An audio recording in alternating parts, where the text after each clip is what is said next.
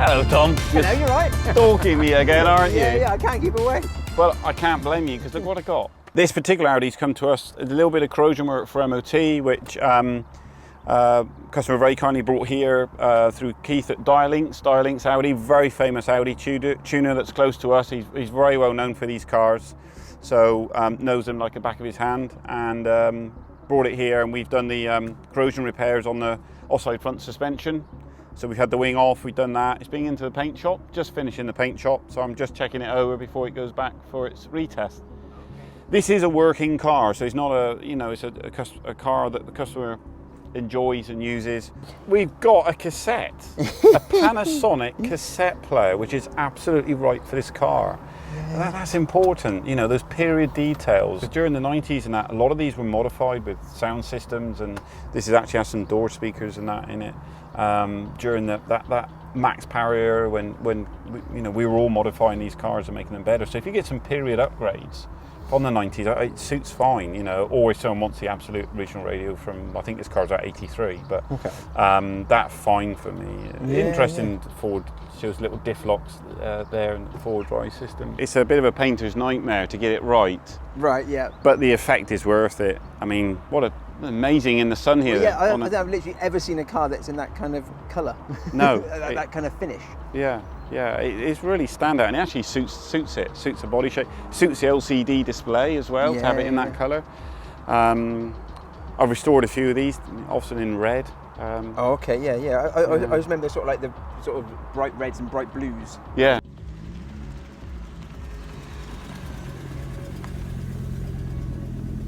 It's such an iconic era in time, and Audi was one of the first with a forward drive.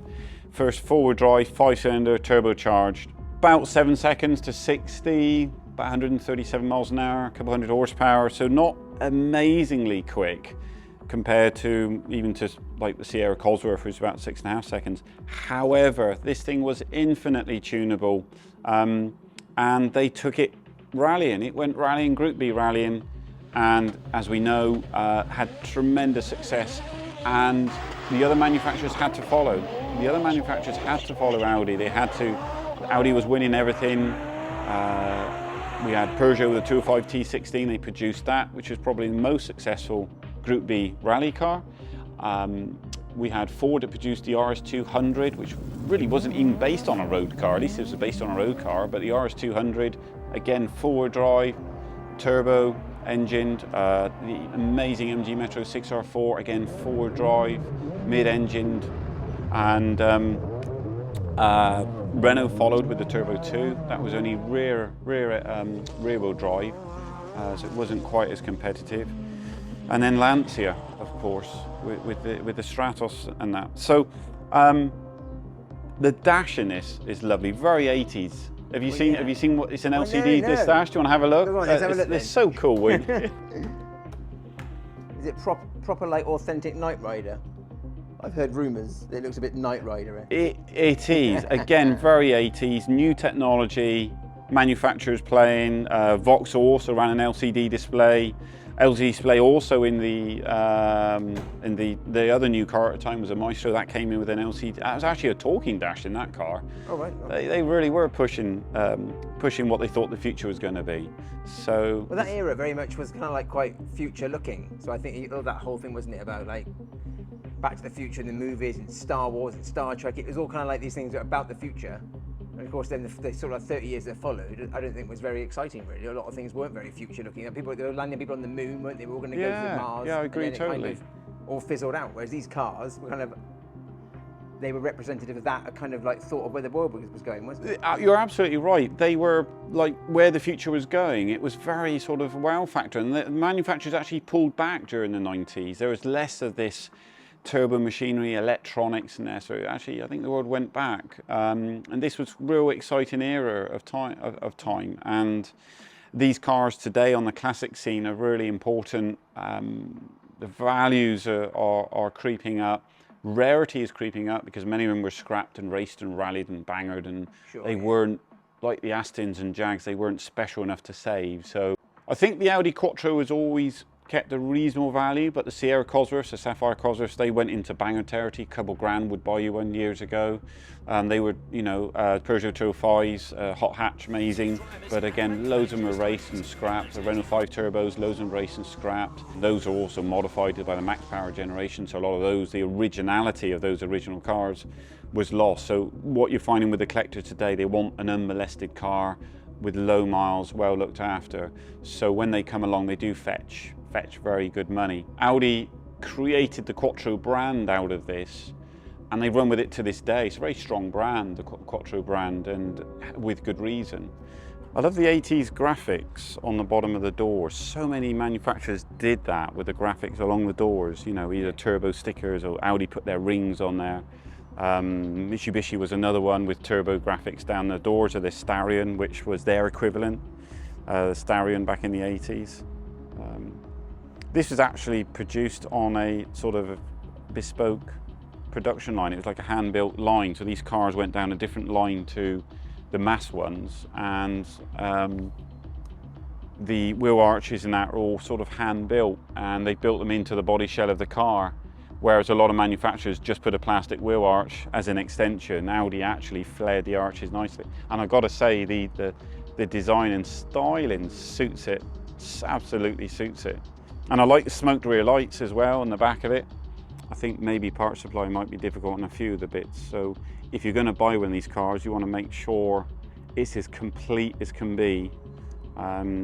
Because if you're buying a project to put back together, it would be very expensive and very difficult, sometimes impossible, just to find the bits, let alone to actually be able to purchase them. We can bodily rebuild cars, we can manufacture panels, we can repair glass fiber, we can manufacture new glass fiber panels, and even to the point rapid prototyping trims. That's become quite common now on you know.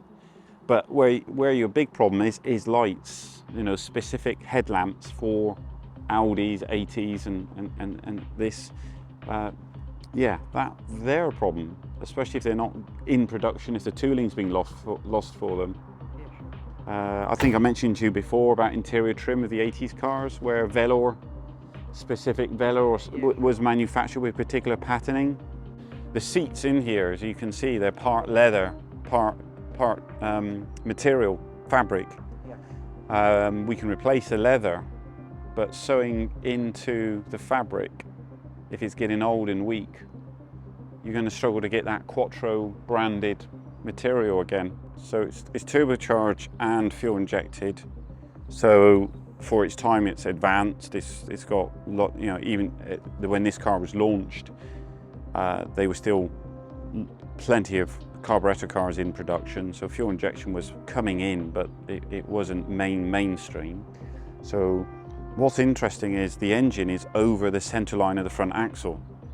So this, where the turrets are, that's the center line of the front axle, and this engine is right over the front of that and some, packaging wise. And then what they did was put the radiator to the right of the engine, and the reason they put the engine right over the front in the way they have is to do with the gearbox to drive the front wheels, and then have the drivetrain going to the rear. So the reason that engine is where it is for packaging with the gearbox that was currently available. Ideally, you want the weight of the engine sat between the front and rear axle, not hanging over the front. However, this car still performed absolutely brilliantly, and the engineers overcome the disadvantages of that weight distribution.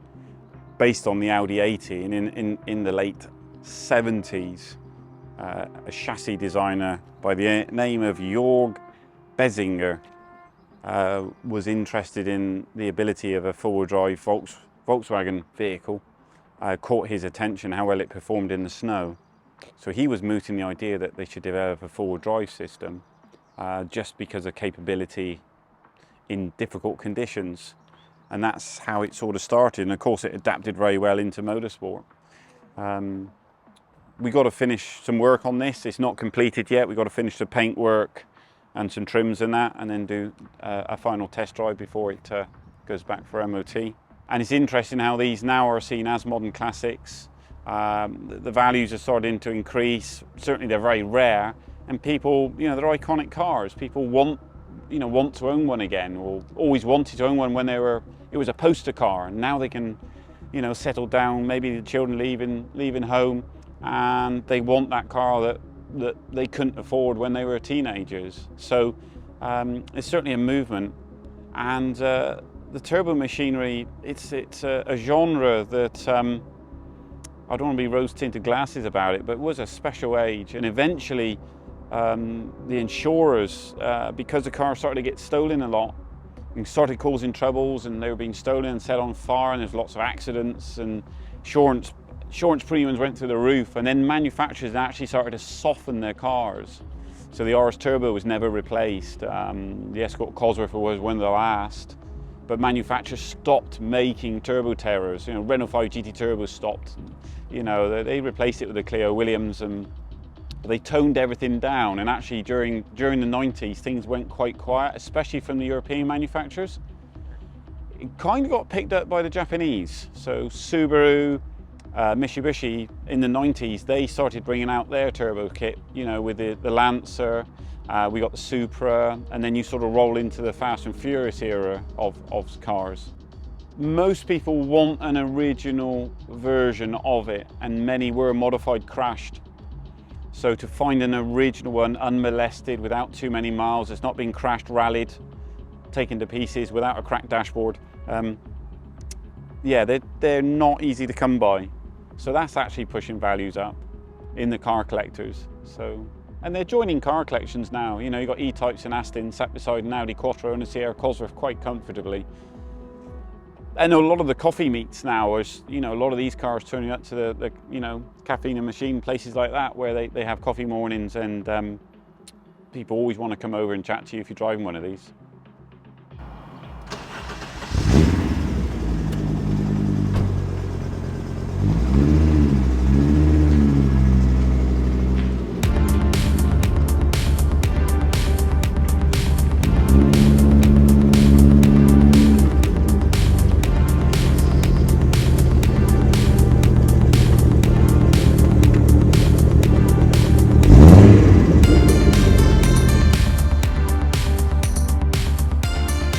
Of course, Tom, if anybody would like to comment and have their own thoughts, then please put it below. Let people have their own natter about it, what they think, or whether they think I've said right or said wrong.